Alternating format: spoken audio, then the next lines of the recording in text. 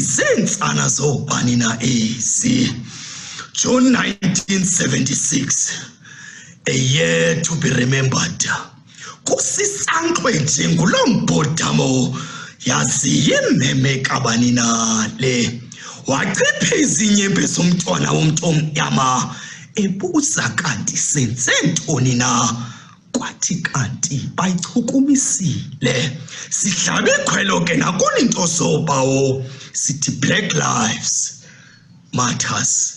Salute kulo maqhawe namaqhawe kasi alwela inkululeko kwimfundo yeli loMzantsi Afrika. Inene lusuku lwenkumbulo maze neso sisukulwana zithi kwakunje. Magorha inkululeko siyifumene. Didiyela mulukazana nantsi imithombo. Kunjenjenje kungenxa yenu maqhawe. Kunjenjenje kungenxa yokubumbana kwenu nilwela inkululeko. Ndiyeke makhelwane ndivakalise uluvo lwam. Kunamhlanje siyakwazi ukudibanisa intloko sitsho ngazwinye. Kunamhlanje siyakwazi ukungqungquthelana siliphumeze libe linye. Inzolo mawethu abantsundu nabamhlophe baxolelane njengabantu besizwe esinye, i-Rainbow Nation. Siyazingca ngomZantsi Afrika. Camago. June 16, 2020, a day where we as the youth are reminded of the roots of our voices, a day where the vibrations are confirmed, a day where we as the youth are reassured that there has always been a greater purpose. As we experience worldwide tragedy, we hear with Hector Peterson, we hear with Steve Biko. Qhubekani phambili soze sinishiye indlela kudala sayikhanyisa iziqhamo nezifeza phambili nilulutsha lukaRholihlahla zange nabhidwa zindaba noqala ivelelwe lutshaba phambili nochonithi kwakhanya. This is a rebirth. The showers before the rainbow, but we hold on as those before us have seen it through, have seen breakthroughs. So therefore we hold our torches high with hope to pass them to the next generation. June 16, 2020, a day where we as the youth are reminded of the roots of our voices, a day where the vibrations are confirmed, a day where we as the youth are reassured that there always has been a greater purpose. As we experience worldwide tragedy, we hear Hector Peterson, we hear Steve Biko, Qhubekani. Hi, my name is Asi, and the title of my poem is Anti-Climax. June 16, 1976 would be a great day. The day our voices would be heard, the day schools in Soweto would amalgamate to rebuke a tongue foreign to their ancestors. One they were forced to swallow and burp up in words and phrases unfamiliar to their skin. It would be an arduous day, joyous nonetheless, singing and chanting from the depths of our bellies, our voices fighting to be heard. How beautiful, how peaceful. Until shots were fired and the life of a 14-year-old boy taken, lost forever, what would remain a picture of his lost breath, a picture that would change the course of this country, a picture that would multiply. His lost breath would travel the world to raise awareness to the injustice happening back home. A picture that would advocate for the sacrifices made on the fateful day, a symbol of hope and loss. What we've lost, no. What they've lost, what they've seen, my generation only sees on screen as they screamed, dispersing, they were silenced. Little did the oppressor know that that picture of a young Hector dying in the arms of a traumatized Mbuyisa would speak 1,000,000 words, and the world would listen. It's still listening. We're still fighting together, a different battle. Although our enemy we can't see, our victory is guaranteed.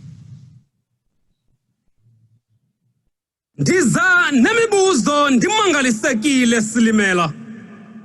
Ingaba sikhulekile kusini na isizwe sikasibiside sikankosi yamntu sikazulu sikamshweshwe langa libalele. Ingaba sivakele isikhalo sabo badutyula badunduluza siyimpinda ezindlebeni zabafelweyo izilo zengubo omahlala becambalele. Bendela emadlalweni otorhana kucinezelwa inxeba lenhlupheko igazi likamahlangu linkcenkcesela ezibunayo ezivuthiweyo zivunwa ngongxowa zisinda amacala. Ndibhala ndijonge phezulu kuwe Silimela kweli xesha likabhubhane wesifo sikagilikankqo ndibiza amathambo ezinyanye ezabhubhela lubhacweni nabafela emzabalazweni. Ndibiza abachonywa entanjeni nabakhothamele emathafeni. Ndivumeleni ndithethe nabangazange basinde vumba lekhuluwela batsakha kwahlanza iselo bangcwatyele endleleni eyaye enkululekweni. Ndithethe nabo kwalala uphotho kwateka ubuchopho sele umnye umtsi bafike entanjeni likhale ixilongo sikhala senkomo livume icamagu ngomkhonto kahani. Ndinqula kuni nasi isithokumbe somkhuhlane ubulala ihlabathi. Vukani kuloo ntaba ingquza mandiwave sukuma amathambo kumathafa asebhisho ethumela umnxeba othunga isaville itinarha nesoweto. Ndithetha nawe Silimela nkwenkwezi yezulu ibazilekese kwimimoya yalutsha eyaphulukana nenyama ngomnyaka wama-1976 mababezi inkwenkwezi baqhakaze basinika amandla kuzo zonke iintsana zelo mdibaniso zixhamle kwizigaba zonke zemfundo yeli. Nika amandla nanku urhulumente asebenze ngokuzikhanda buphele ubuqhophololo iphele intsokolo. Singomalala beguqile bethandaza Silimela sicela ukubona imiphumela yabo fela itoyitoyini. Sicela ukuyibamba ngezandla inkululeko siyibone ngeso lenyama iphela inhlupheko. Ndibeka amanina nentsana ke ngeli ithuba Silimela emadodeni khawubuyise izazela. Ndiqalekise ukubulalana nokubukulana kwethu singama-Afrika. Sonke sifuna ukuphila nje, sonke sikhangela amadlelo aluhlaza nje, izikhali phansi. Sonke siguqe ngedolo kwiintaba zempiliso sikhangela isignal. Uzukhusele namakhwenkwe entabeni kule nyanga yakho yalutsha Silimela. Ndibeka abaphila ngoncipha amatyotyombeni. Ndiphakamisa izidanga zomahlalela abafunde bayityekeze ezinaleni. Ndithi spirit impintshi zam egasi lam kudala sisabalaza sikhanqalaza sirequesta singaphela umoya ngegama likaHector Peterson owasifele semncinane. Ndiyacamagusa camagwini bantu abakhulu camagu.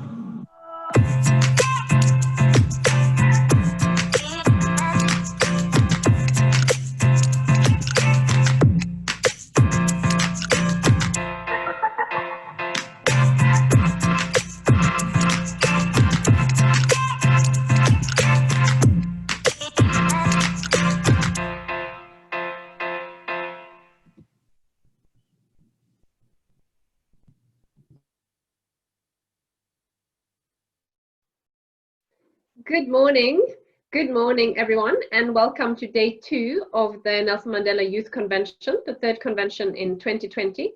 We are very glad to have you back for the second day.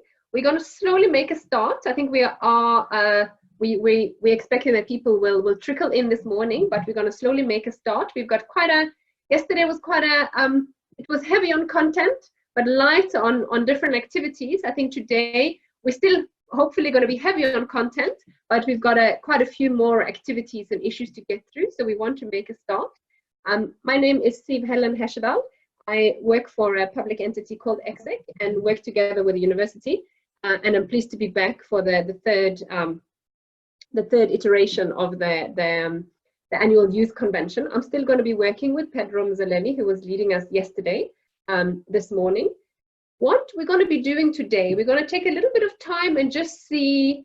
We've had time since yesterday to reflect. Maybe some of you were not able to be there for the live talk and discussions. You might have been able to go back and look at the streaming of the talk by Joel Lechitense on the Facebook page. So we want to just take a few minutes, do a little bit of a recap reflection that lands us into today. And then really today is again still about youth as agents for change, youth as leaders, and youth as sort of change agents in society. And we're going to be looking at how we can put together more sort of practical spaces and different options for how we can work together across the whole range of different stakeholders and practitioners to do things practically, to act out on youth development. So that's really what we're going to be doing today. So we're going to do reflections. Then we've got a little exercise that helps us open our mind and think about what may be some of the next unthinkable things could be that's going to happen to us. Then we'll talk about this concept of youth labs that the Vice Chancellor introduced in her opening remarks yesterday. And then we will break out and have more time for contribution and for participation, where we deepen the ideas of what sort of creative laboratories to try to address some of the intractable challenges we have could look like. And that really is what we're going to be doing today. I'm not going to put up the program as such. It's fairly straightforward. So the first thing I'm going to do is to ask Pedro Zeleni to give us his summary and his reflections and really takeaways. And while he's doing that, I would like to ask all of you to also put on the chat. We're not streaming live today, so today it's possible for everybody to participate. I think we're not going to speak at this point. You'll be able to speak when we break into groups later. But please, what are some of the takeaways? Some of the things that you took from yesterday's talk, from the questions that were posed and the answers and the discussion that you've been, milling over and you've taken from yesterday into today and going forward. So Pedro, can I hand over to you? All right, thank you so much, Siv, and good morning to everyone who has joined us, whether you're in the university, in the region, or anywhere you might be in the globe. Today is day 2 of the Youth Convention, and I have just been asked to be Siv's deputy today as a facilitator. And my job basically is just to recap from what has happened in day 1, and therefore also what would be our priorities going into the day that we are currently under. So yesterday, we had a total of, I think, 3 to 4 speakers. The Vice Chancellor of the University, Professor Sibongile Motshwai, providing an opening address and basically laying it out, the theme of the convention. Then we had the president of the SRC, and then we also had Mr. Joel Lechitense as the guest speaker. I don't know what's happening, Save. I'm getting disturbed a bit. Okay. I hope it's fine now. Please, everybody, as you join, just make sure that you are on mute. I can see there's a couple of people that are not muted, so we will mute you as we see you, but please just make sure that you're muted as you come in. All right, much better, thanks. So yesterday, the guest speaker touched, I'll split his discussion into 3 pillars.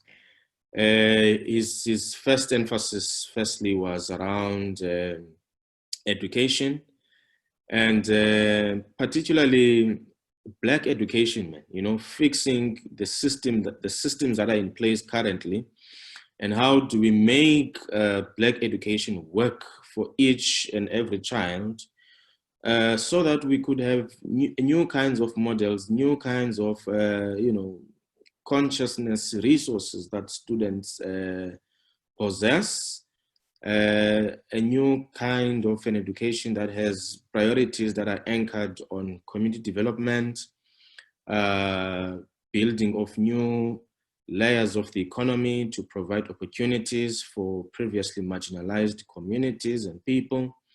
An education system that is actually going to be unique for South Africans' conditions, that is going to be in touch with the present challenges that we face. We currently have an unemployment rate of young people standing above 40%. About 10.6 young people in our townships and rural areas are just sitting dormant and doing absolutely nothing, right? So what kind of models now could be rolled out that are outside the existing status quo that could ignite the hidden talent that each young person has, draw out their creativity, draw out their talent, basically putting forward a community-led education system that is prioritized to fix and restore the pride and the plight of Black people generally. So on education, that was the emphasis around there. The way the post-94 government designed quality education as a concept is something that was also sort of critiqued, because we strongly believe that quality education cannot be limited to the sending of young people to previously Model C schools or white schools, but rather quality education should be a system whereby whatever school that an African child goes to, that school must generate high achievements in mathematics and physics. So if you remember, in our past, we used to have huge pride when a rural school or a township school produces top learners in physics and mathematics. So that kind of Black pride, that kind of a community grounded and a driven education that is relevant for our times, relevant in touching base with our past and who we are, but at the very same time, equipping young people with critical thinking skills, with problem-solving skills, with clear-cut communication etiquette, the latest digital skills and innovations needed to tap into the market, grow the public sector, and go out across the globe to be the best that you could be. So that's the first area he emphasized, and that is what we're going to be discussing today, the whole notion of fixing Black education. Secondly, on the economy, the emphasis there was around the creation of new layers of access into the market, because as you would know, Joel Nechitenze yesterday spoke of a boys' club. He identified and characterized the existing economy of South Africa as a boys' club, whereby the mining, energy, and the supermarket complex of the country is highly monopolized, and it derives its consistency and strength from the legacy economy that we have inherited from the past. And basically, the new classes, the new white classes that have inherited this economy, they just continue with the same trend of being the boys' club that closes out new entrants, like young women, young people generally, Black people, and also people that are on the margins of the country. So people are struggling to break into the economy. The whole notion of entrepreneurship in South Africa was deeply eroded by the apartheid regime. Black people were de-skilled, completely de-skilled of their potential to run property assets, to start businesses for themselves and so on. And the post-94 modeling of economic transformation was anchored on broad-based Black economic empowerment, which basically required only 10 or 20 Black people or women to be part of the existing executives of businesses that are owned by the white industry. And that kind of an approach has left Black communities extremely handicapped and dependent on the white economy for them to make a livelihood. And we identified the fact that maybe part of the reason why there's such a high rate of unemployment and poverty, especially in the Black community, it is because Black institutions and Black industries were not created vigorously to absorb the talent of Black people so that they work and serve themselves. So how then do we create now new institutions, new models that would work for Black communities, new systems and models that will absorb the efforts that are being done by women, by young people to try and make a living out of themselves by being entrepreneurs. So he spoke about maybe trying to establish sector-based banks, because as you would know, we have existing commercial banks in the country like FNB, ABSA, and so on. And they are the ones who issue credit for people to be supported when they have business initiatives. But if you look at how they provide that support, it is mainly geared towards providing support to the mining and the energy complex of this country. They do not provide support to small businesses. They do not provide support to Mzukisi, for an example, who is in Sweden, who wants to stand up tomorrow with a great idea and start a dairy farm or start a small-scale farming initiative in his community to employ young people there, because he doesn't have historical assets to put on the table as a business plan in a commercial bank and get that kind of a support. So we need now a new layer of banks that will support small-scale business initiatives that are being operated at the margins, provide cheap credit, provide capital for these kinds of businesses to start. And we believe that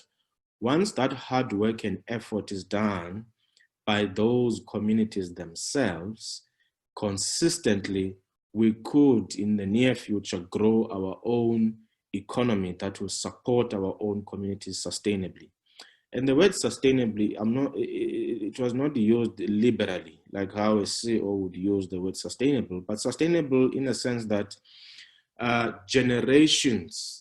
more generations of people going into the next 30, 40, 50, 60 years would benefit from the systems that we have been created now.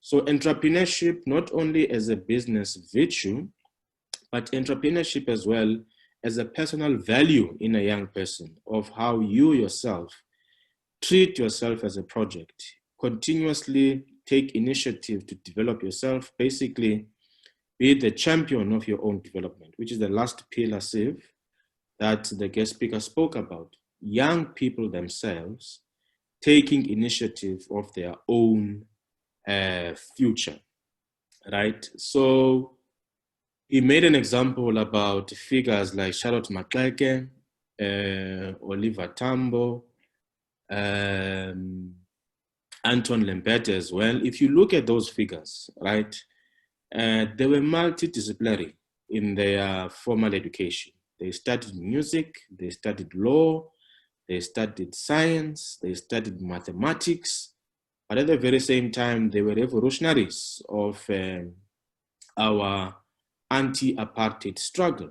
So these were a generation of people who were very much in touch with the whole notion of taking their future into their own hands. They were always self-inspired, self-motivated to go out there and search for more knowledge. So being knowledgeable for them, writing more, reading more, engaging more, creating institutions, mobilizing communities, being in touch and being ethical leaders, right, who serve the poorest of the poor with conviction. Those are the virtues that they possessed themselves. as personal values, as being people who champion their own development. So finding your own way of driving yourself through, imbibing the necessary skills that are needed around you, utilizing your environment, the assets around you, to take advantage of the opportunities that the current reality is offering. He also spoke against the whole notion of instant gratification, accumulation, fraud, and corruption that has engulfed the values of young people today, where short-term gain is prioritized over a collective and a strategic patriotism that could be used so that we uplift everybody as a generation to the kind of a future and the kind of country that we want to see for all of us. So basically, those are the themes that came out strongly yesterday, and we have divided our session for day 2 into these 4 topics: climate change, looking at how the entire globe is standing at a risk of pandemics and natural disasters which are caused by the mistreatment of our environment for profit-making and accumulation purposes, looking at education, as I've explained, and how do we create or craft a model of an education that will work for all of us, the entrepreneurial initiatives and the entrepreneurial spirits that are needed within us, the kinds of economic models and business models and banking models that could be crafted to work for young people of today, for women of today, for people that are on the margins, and then also generally our own health and wellness as people, right? Because without a healthy society, without a healthy economy, without a stable political system and a stable democracy, people's lives as well, their own wellness will definitely be affected, especially if a country is defined by high levels of inequality. So those are the themes that came through, and I hope I have done justice. And welcome to day 2, and I hope we have a fruitful discussion. Thank you so much, Sid. Thank you very much, Pedro. Thank you so much for the I think summary and the thoughts and issues that emerge from this in this period of extreme change that we are in. We had asked that people, if you want to share a little bit, I can just see one. So I'm not going to push it too much. If there is still anyone who wants to put anything on the chat about what some of their takeaways are, you can do that.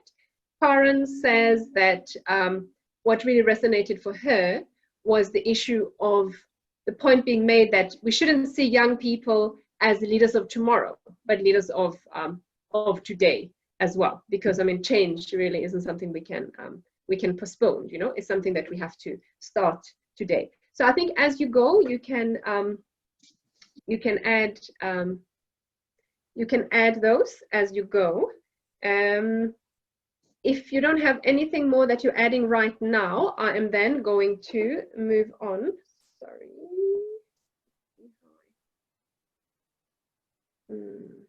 No, I cannot see the chat. Okay, so I'm just, because I'm sharing my slides, I can't see the chat right now, but I think we're going to go on, and then I hope that your chats are working, because in the next thing we're going to do is also going to need the chat. So there's a couple of things. First, I'm just going to ask you, the colleagues, the organizers are continuously putting something there on the chat that's asking you to rename. Pedro mentioned that we're going to have 4 groups, and it's on the chat there, the name of the 4 groups.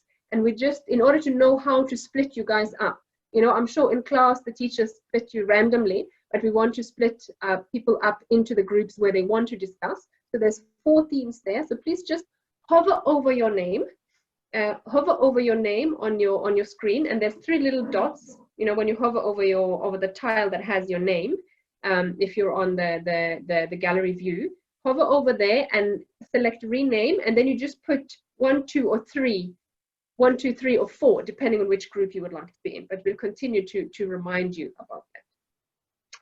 I think just to add from my side to the to the summary, there's something that has really stayed with me ever since the first time we had the convention in 2018. And I've kind of built on it, and I think we keep coming back to it. Prince Mandela, he spoke about, I can't remember what his topic was, but at the end of his talk, he said, what do young people have to do to survive the future? Because he spoke about inequality, but he also spoke about how things are changing, and particularly how technology drives extreme change in all our disciplines, in all our fields, and so on. And he spoke about four things, 4 areas that's very important, and I think we can add a last one to that. The first one, multidisciplinary knowledge. Secondly, use that knowledge to craft solutions, which is again what we're going to be dealing with today. 3, have the capacity to reinvent yourself. Place solidarity at the center of what you do, and sharpening your moral compass. So I think we continue to come back to these things, and really we want to get to be more active in today. So the first thing we're going to do is that we are going to play a little game. We've spoken a lot this year about change. So COVID-19 came, we didn't expect it. Maybe if, those that are working in infectious diseases, they've been warning about this for a long time, but most of us, we didn't expect it, we didn't see it coming. We didn't foresee that in 2020, we didn't probably even imagine that in 2020, we would be under a national curfew. You would expect the curfew to come in response to some sort of political event, not really in response to a pandemic.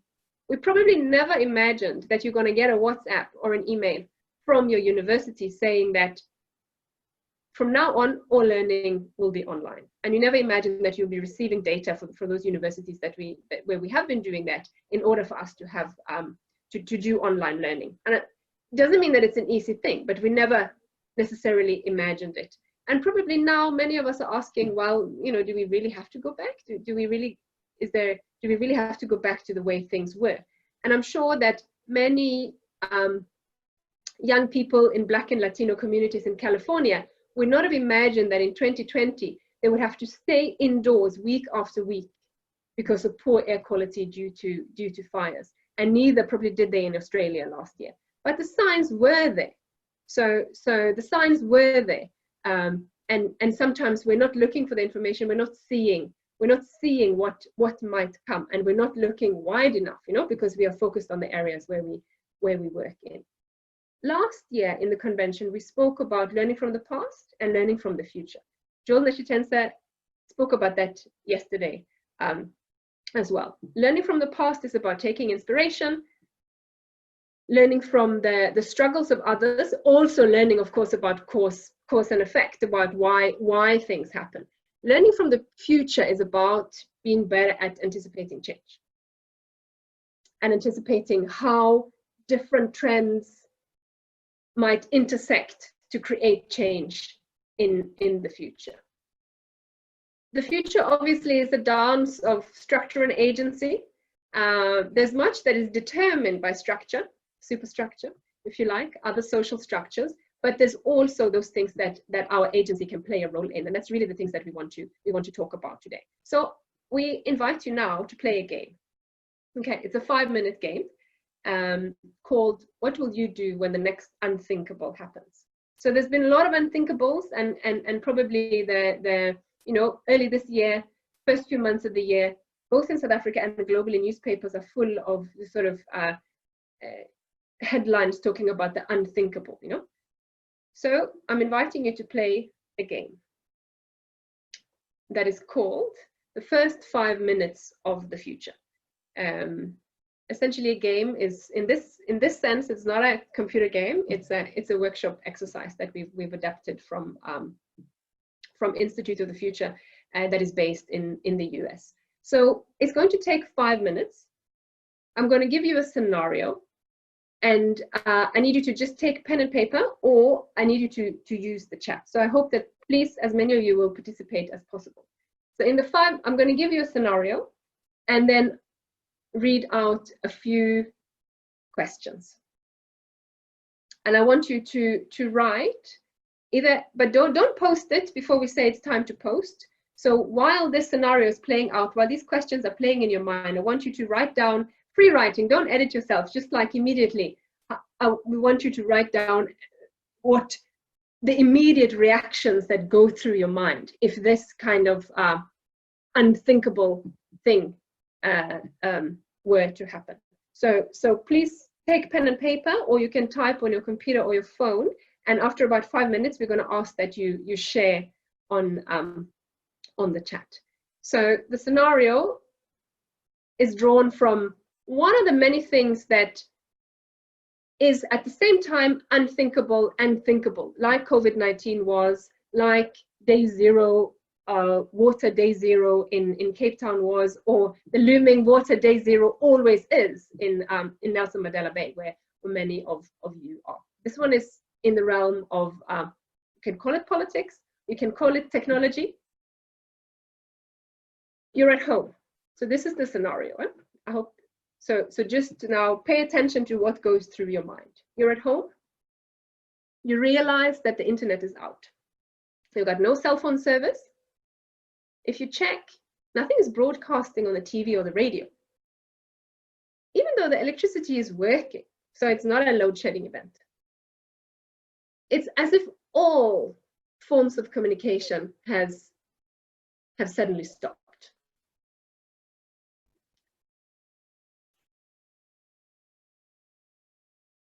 So when we repeat it, you're at home. You realize that the internet is out. You've got no cell phone services. You switch on your phone, there's nothing. You know, you can't call anyone, you can't message, there's nothing that's coming through. You're checking, you know, there's nothing on TV, there's nothing on radio, but the electricity is still working. So as this happens, we're going to take 5 minutes now. What are the actions you take in the first 5 minutes after realizing this? Just free write, you know, write whatever comes to your mind as quickly as you can. Don't edit, just let the ideas flow. What are the actions you take in the first 5 minutes after realizing that the internet is off?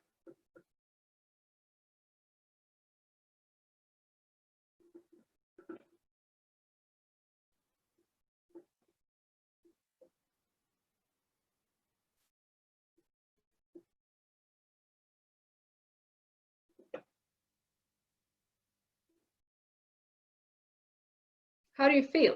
How does it make you feel? Please be as specific as you can. You can include details about what you see, what you hear, what you feel, where you are, what time of the day is it, what, you know, what's the setting? What's the setting? Who's around you? Feel free to make it as vivid as possible.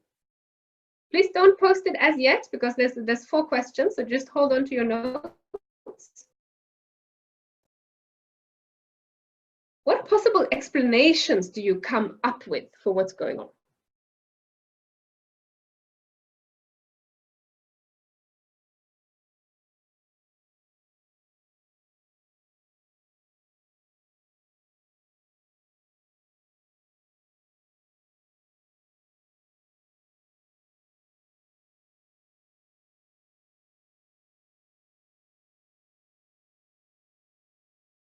And what do you predict that other people, your friends, your family, other people in you know, your neighborhood might be doing when they discover the same thing?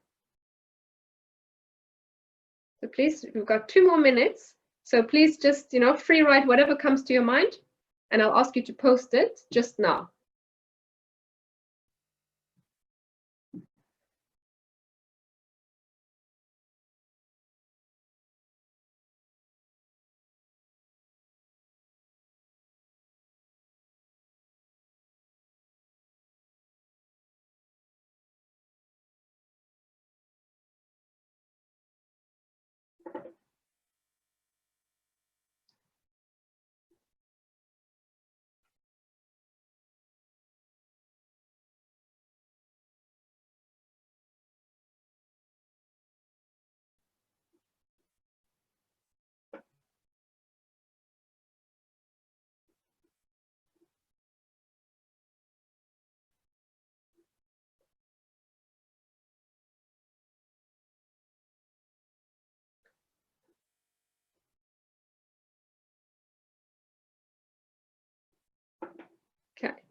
We've got another minute. So maybe you can, if you've been writing on your paper, you can start putting it on the chat. Right.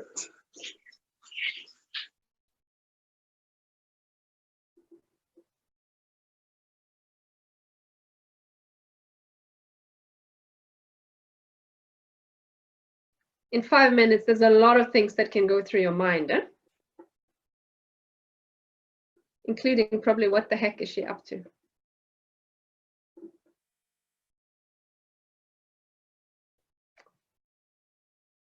Okay, that's our 5 minutes. So please just press post. So please share your little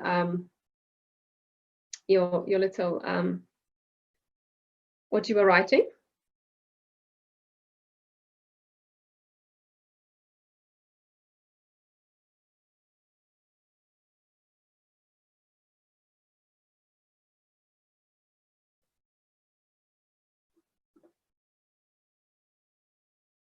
Okay, I can see there's some.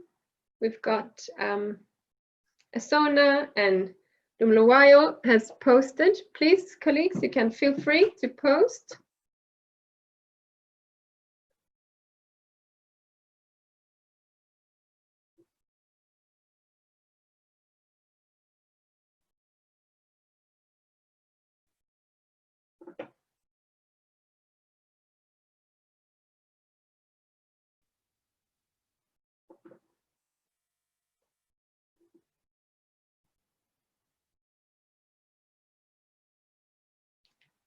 Anyone who has something to say? Yeah, okay. Thank you, Zandile.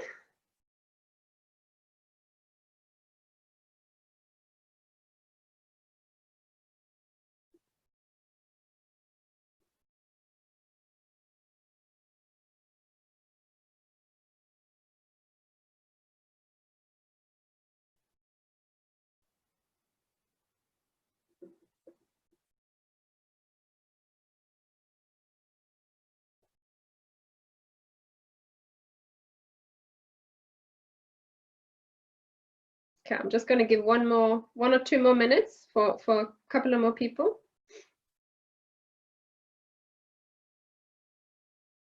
Okay. What possible explanations? Anyone got some possible explanations?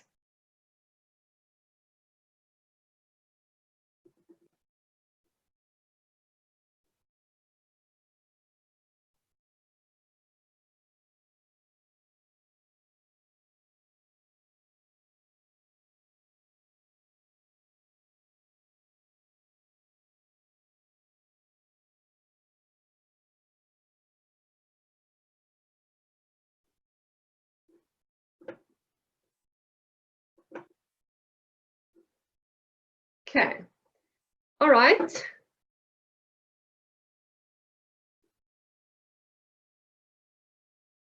We call the internet. Okay, you try to solve the problem, you know. Maybe in South Africa we don't find that's surprising.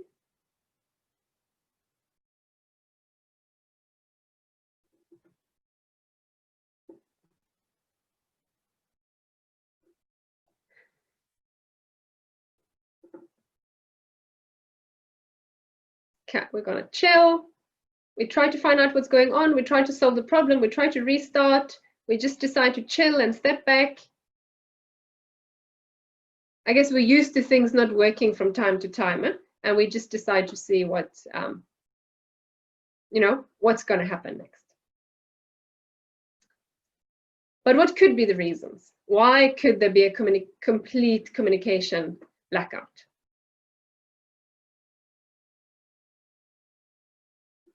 The reason why we wanted to do this was to sort of look at how we could ready ourselves for a possible future like this.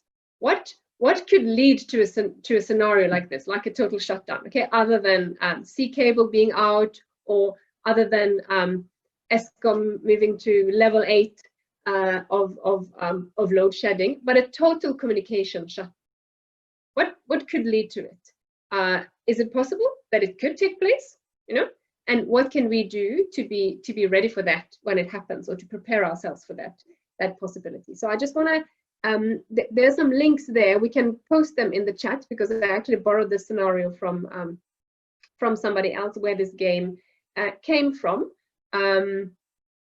Zimbabwe does experience complete communication shutdown. I think that definitely, I don't know if they've had this year, but definitely in 2019, the government completely shut down internet and all communication, and they do so on a regular, on an occasional basis. There is an organization that tracks global internet and all communication outages, and just in 2019 alone, 33 countries across the world enforced internet shutdown, communication shutdown, a total of 213 times, often affecting all forms of broadband and mobile network. I mean, we do know that obviously for us, connectivity is still an issue. Protests are the top known cause of network shutdown, and they're increasing in number, lasting longer, affecting more people. We might think that it's extremely authoritarian regimes, Syria, North Korea, that experience this, but actually the largest, this also happens in democratic countries. So India, maybe it's under autocratic leadership at this particular point in time, but India is actually the global leader in shutdowns. So what we are asking is, are you ready for a world where what is previously stable, because we know what is stable and unstable because of technology or because of its network. So we know that electricity in South Africa is not stable, and internet may not be stable if I don't have data, but can we be ready for a scenario where stable utilities are shut down in order to protect the public? In the US, for instance, there are groups now that are preparing themselves for possible communication shutdown after November the 3rd, and they've seen, one is starting to see signs of that. I think here we've just seen it obviously in Parliament, for instance, on very particular occasions where signals are jammed and so on. So the question, one more question that you ask yourself. Thanks. I'm not going to read out. I see lots of people are still posting, and still feel free to post. So what's the one action that you could take in the next few days or next few weeks to not just be ready for the scenario, prepare yourself, but to think through the possibility of communication blackouts, shutdowns, and what we need to do to try to prevent and to prepare for it. Okay, so that's the game, and I think it's just trying to put us in the mode of stretching our imagination a little bit and looking at opening up our thinking about possibilities, because that's really what we want the sessions today to be about. So it's not me telling you that there's an impending authoritarian shutdown of internet in South Africa, but these things are happening around the world, and we've lived through lots of change. So how do we keep in our mind what the next unthinkable might be as we are preparing ourselves and as we're going through our daily lives? All right. So I am not going to ask you to speak at this point. We're going to run through a little bit about the Mandela Youth Labs, and then trying to break up into the groups as soon as possible. So as I said, the Vice Chancellor introduced this notion yesterday, and the Dean of Students in the closing remarks yesterday also spoke about it, and we want to just give a little bit more information about what is a lab, and how does the idea of a youth lab, what has it got to do with all these deep, intractable structural inequalities, deep deep set systems that reproduce inequality, racism, patriarchy, and so on, and why, how can the concept of a lab, of us coming together, how can that really help us? So the idea of these youth labs has really come out of the work that we've been doing,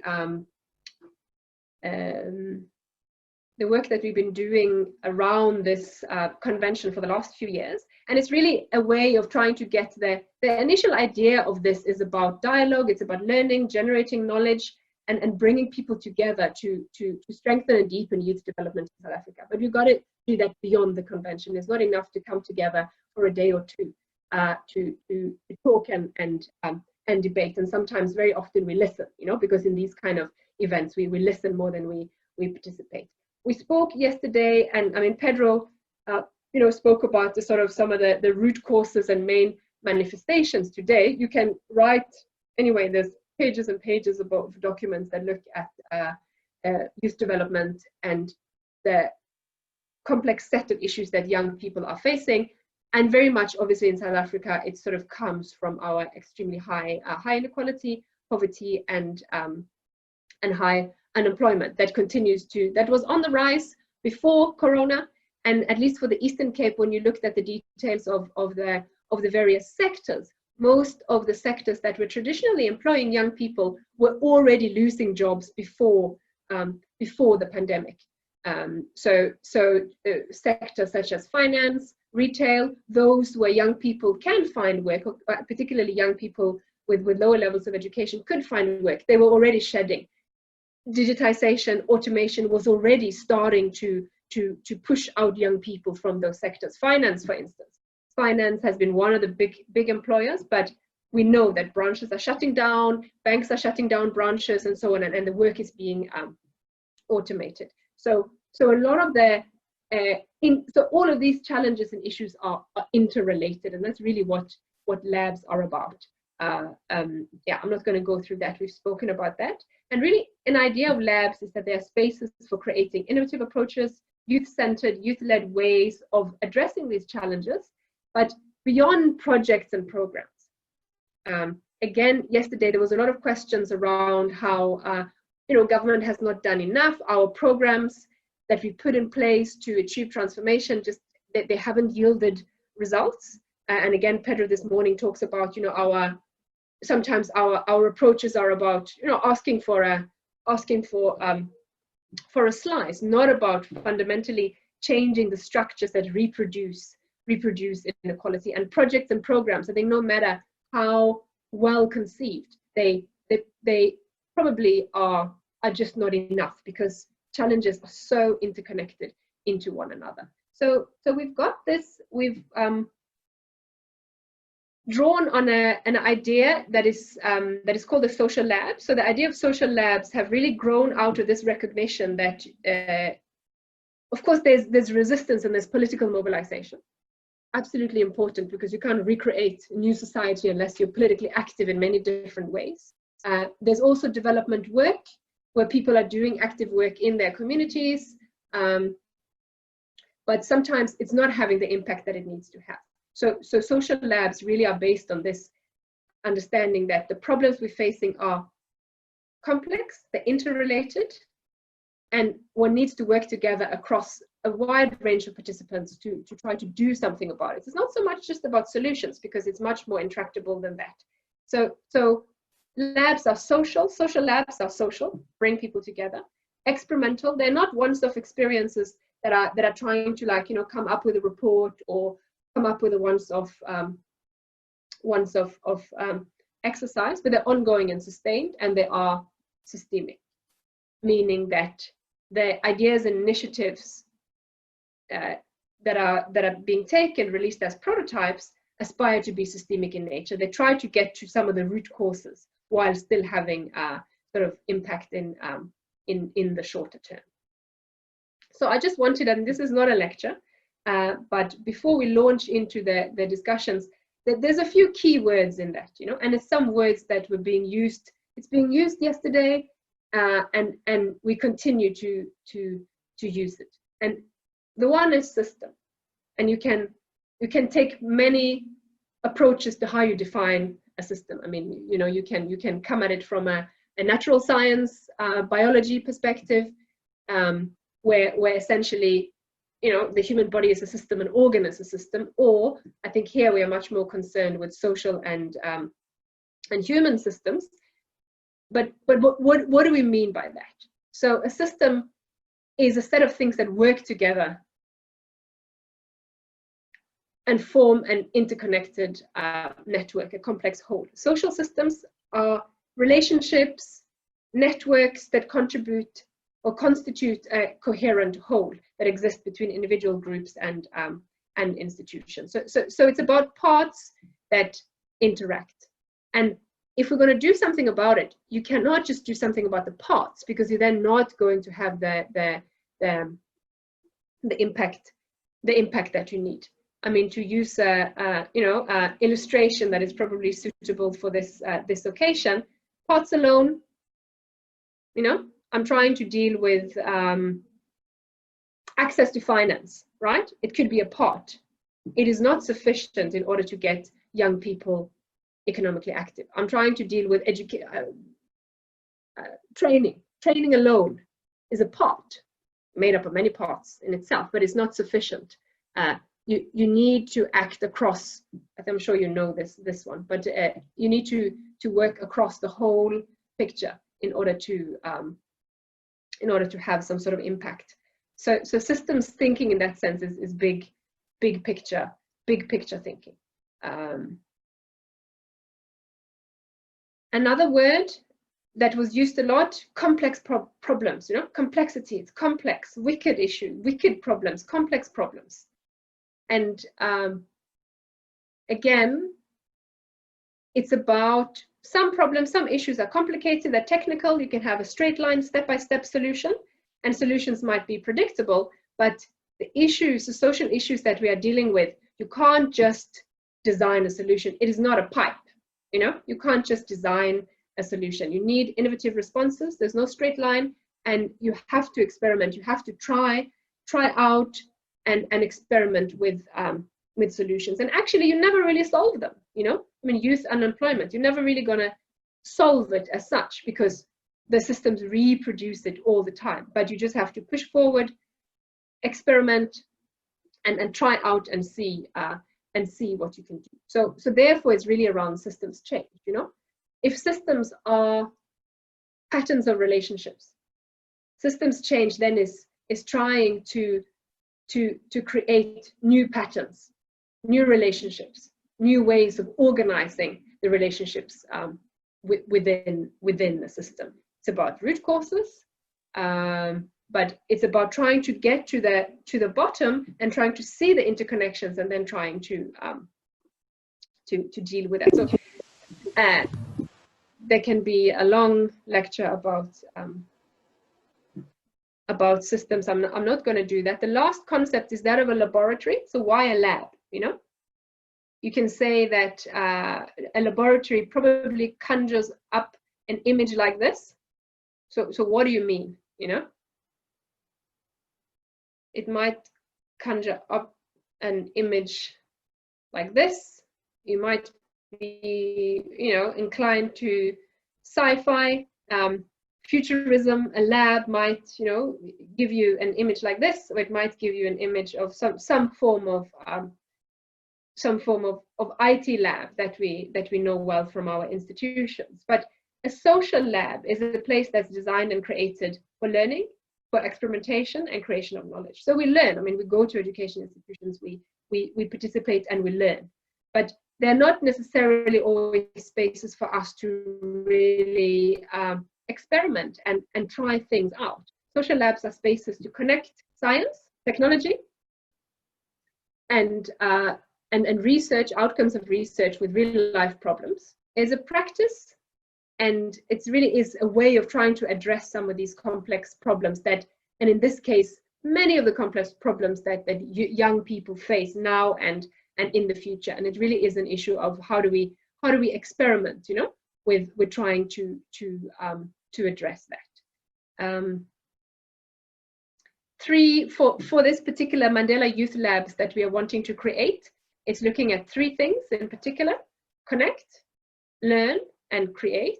So who do we need to connect? Who do we need to connect up with? You know, who's in the ecosystem, if you like? Who's the network we need to work with to have to create some kind of change in a given system? Learning is about understanding those root causes. It's also learning through experimentation. And again, Mr. Tensha yesterday spoke a lot about that, you know, so you have your disciplinary, your disciplinary knowledge, but you have to learn through doing. Learning through doing, learning through experimenting, prototyping, trying to create solutions. And these labs really are about that mutual learning through collaboration and kind of action research, where young people from communities, practitioners, students are teaming up with, or could work together with maybe content specialists, other practitioners to work on creating solutions. I mean, the solutions could be physical, you know, a whole range of things that is for you to figure out. Okay, it keeps telling me that my connection is unstable, so I'm going to try to finish this part. And the last part is about creation. I mean, it's about creating things.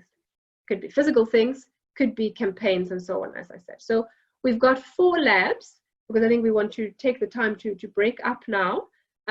We've got 4, let's say, themes, you know, but of course, these things are linked and connected.